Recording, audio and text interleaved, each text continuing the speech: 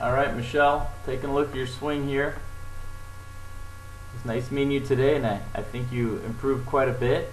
And we've got a great fundamental for you to work on that's certainly going to help you. Be patient with your practice, and you will definitely see results. So this is the face-on view. You already have a lot of natural good stuff in your swing. Feet shoulder width apart, right shoulder lower than the left. Ball position in the middle of the feet with the 8-iron.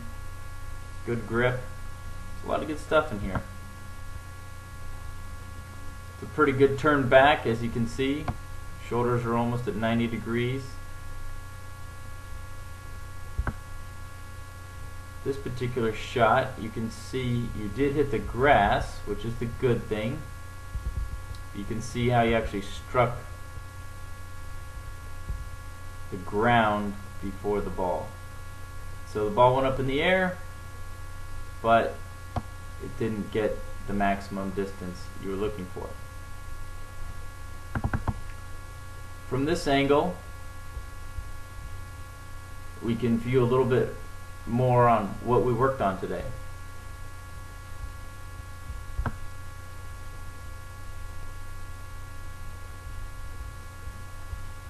So looking at your posture, you are standing a little bit too vertical. You could stick your hips out a little bit more and upper body over.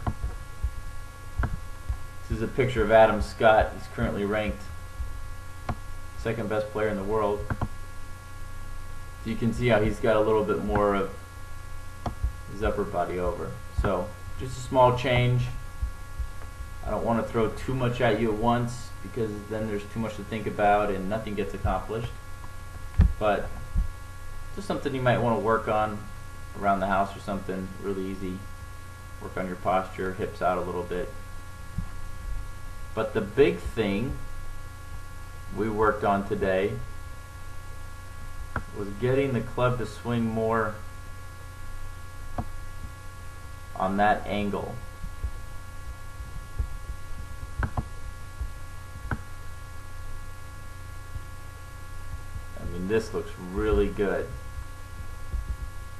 Just swing the club back.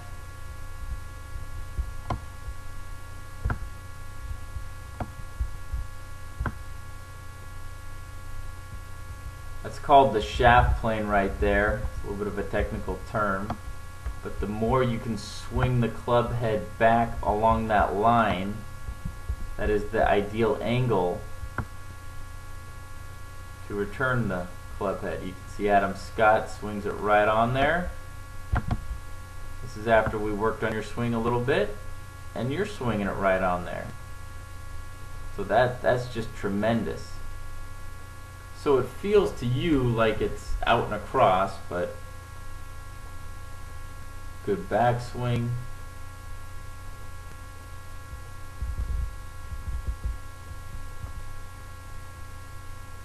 See, now it's to the inside of that line.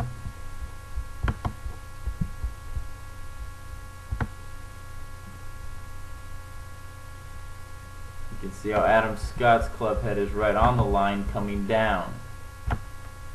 So the more the club head swings back and back down on this line, the better you have a chance of returning the club head onto the ball, striking the ball, then the grass, and hitting it straight. As we talked about, your old swing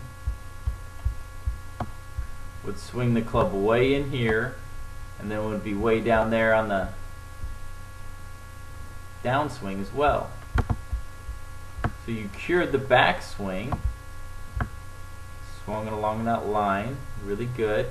So now we just need you to swing it back down on that line, and it's close, but it needs to be going across. Needs to be going across more. You can see this angle is going to shoot the club out that way.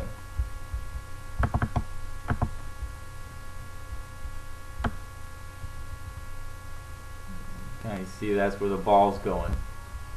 So continue to work on feeling like, I mean, you're doing the backswing perfect here, so swing it back, and then back down that same angle, so you can see how the club's underneath the line coming down. That's why the ball shot out to the right and you didn't hit it as solid. You definitely were getting the hang of it, and this is really going to improve your game. Okay, Rich. Let's take a look at your swing here. Good setup, feet shoulder width apart, left shoulder lower than the right.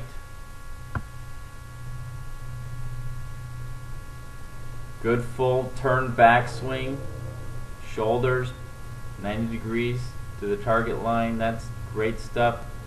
So you've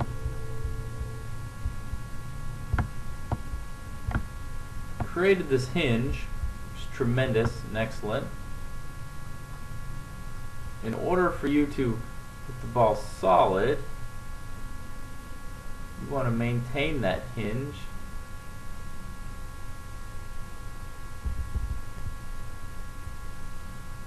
It's pretty good here.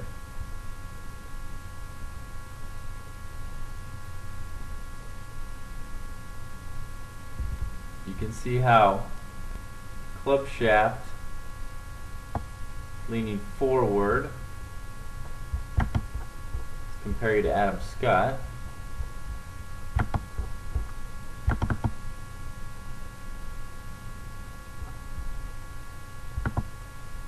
Make Adam Scott lefty just to make this fair.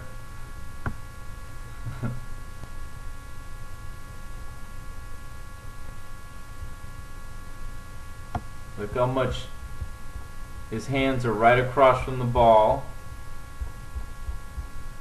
Look at his shaft lean. Now the good news is you have some. The club shaft is leaning forward. Obviously it's not as much as Adam Scott's, but at least you have some, and you worked hard today and you definitely improved. I think with a little bit more work you're going to improve even more, and that's going to help you hit. You struck the ground, you struck it just a little bit behind there. You got to really work on hitting the ball then the grass.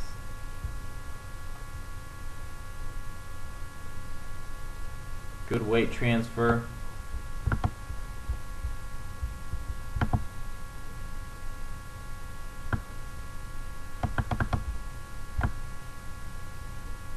That looks pretty similar. You got a lot of good stuff. The good news is you do hit the grass. We just got to get you to hit the ball first, then the grass.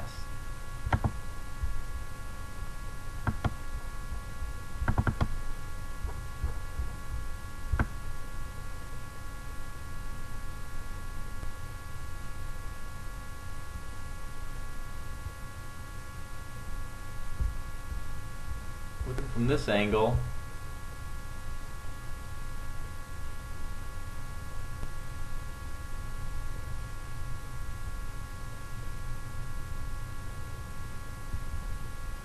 see this one you actually trapped it a little bit better. Trap being hit the ball then the ground. You can tell the ball flies out then the grass. That was a pretty good hit. Look at that thing. I mean, that looks like a real golf shot.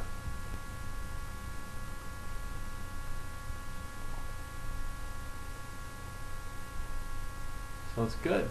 Continue to work on holding that hinge, holding the hammer, and striking the ball then the grass.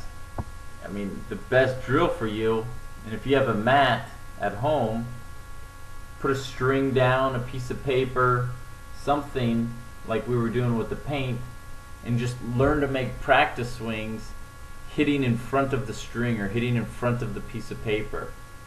You need something to give you feedback of where you're landing that club head, and you can control where the club head lands by when you release the hammer, when you release the angle in your wrist, and you will get a lot better quickly. So that'd be a great practice tool.